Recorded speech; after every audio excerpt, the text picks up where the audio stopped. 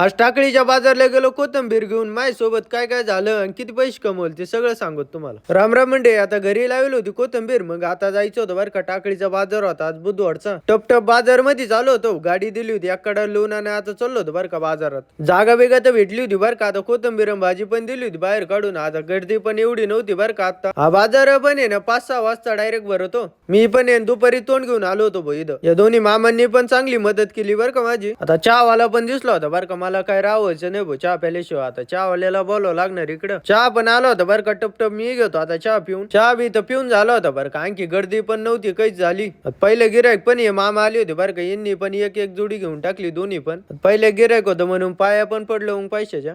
हे बेळीवाले मामा ते एकदम दिलदारच होते बरं का. त्यांनीच मला जागा दिली होती भाऊ इथं बसायला. आता 5 पण वाजले होते बरं का. गिरायक पण येत होते, पैसे पण येत होते बरं का. आता बाजार पण सुरुच झाला होता बरं का. एकावर एक गिरायक पण येत होते बरं का. बाजारात पण असं ना भाऊ एका झटक्यात पण विकून जातं काही वेळेस ना असं बसावं लागत. आता शिकुडं बाजार चालू झाला होता बरं का. मोकार पब्लिक चालू होतं जमा. गिरायक पण येत होते टप टप. कोथंबीर मेथी पण विकत होती ब झटपट. कोथंबीर मेथी विकू विकू पार संध्याकाळ पण झाली होती. मग चहा पण आला होता. मग टप टप चहा पण घेऊन टाकला. थोडीफार कोथंबीर पण राहिली होती. आता एवढे पैसे झाले होते. हे किती असते ते कमेंट करून सांगा तुम्ही. मामानी पण शेवटची सारी राहिली कोथंबीर घेऊन टाकली. गावात पण आलो होतो. सुनीलचा होता बर्थडे बिड्डे केला. फोटो बिटो काढला. मी जातो आता घरी. तुम्ही का फॉलो लाईक करून.